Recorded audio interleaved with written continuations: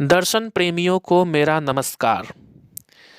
हम लोग काफ़ी चर्चा कर चुके हैं राजनीति दर्शन के बारे में। चार्वाक दर्शन को किस प्रकार से उसको स्थापना की ने राजनीति दर्शन का आधार बना था। अब थोड़ा सा हम लोग इसके हिस्टोरिकल बैकग्राउंड पर नज़र डाल रहे थे, इन सारे विचारधाराओं को ऐतिहासिक पृष्ठभूमि क्या थी, कैसे बन रही थी। तो 6th सेंचुरी BC, छठी सदी ईसा पूर्व, BC पहले BC बोलते थे, बिफोर क्राइस्ट, अब बिफोर कॉमन एरा BCE बोला जाता है।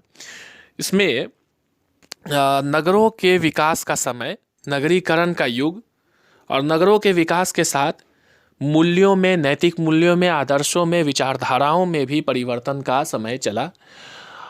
अब ये परिवर्तन क्यों हो रहा था, नगरों के विकास से पूर्व की अवस्था क्या थी?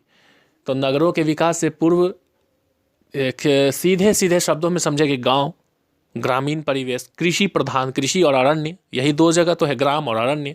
जितने भी लेटर वैदिक लिटरेचर नाम से जो जानते हैं, जिस पोर्शन को वैदिक साहित्य का, वो अंग जो कि ऋग्वेद के बाद का, संहिता भाग के बाद का जितना ब्राह्मण भाग है, ऐत्रेय ब्राह्मण, शतपथ ब्राह्मण, ये सब, तो इन सब में देखते हैं कि ग्राम और अरण्य, ग्राम और अरण्य, ये तो अरण्य कांड उसी से बना भी है।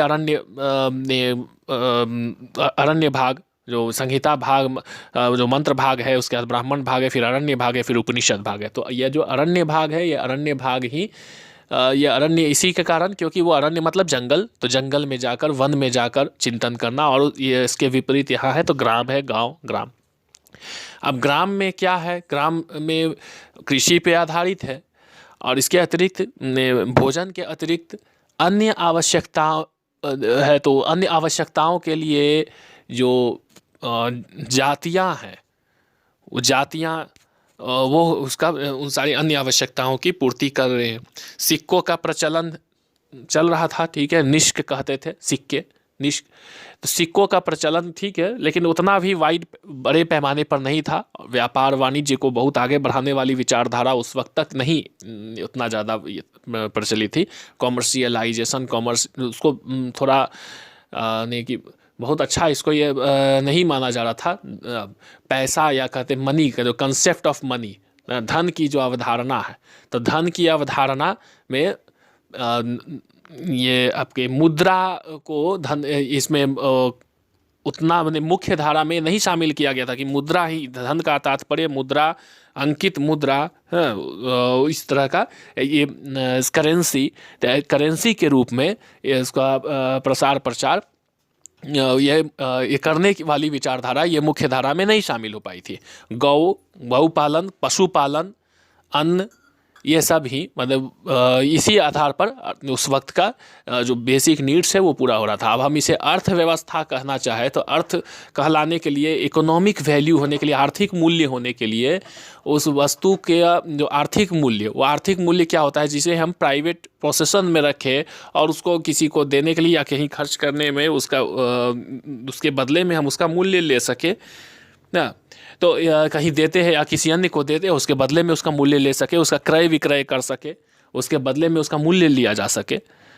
तो ये प्राइवेट पोसेसन मतलब प्राइवेट ऑनरशिप, उसका निजी संपत्ति के तरह। तो यदि गाय है, पशुधन है, तो पशुधन के ऊपर तो प्राइवेट पोसेसन है, और यदि किसी को दे रहे हैं तो अपना कुछ घटा कर दे रहे हैं, उसके बदले में उससे कुछ हम ले सकते हैं।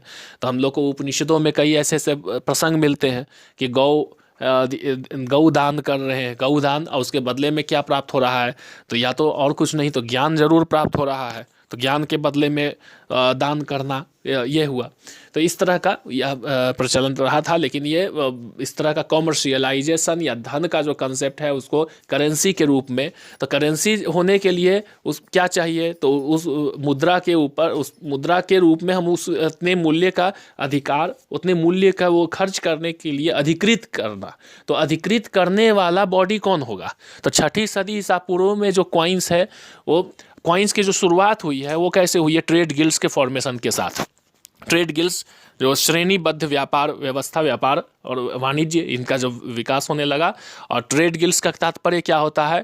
तो ट्रेड गिल्ड्स का तात्पर्य होता है कि किसी एक ही व्यापार, एक प्रकार का कार्य या क्राफ्ट, एक प्रकार का शिल्प, उद्योग या व्यापार, एक प्रकार का, एक ही तरह का, ऐसा करने वाले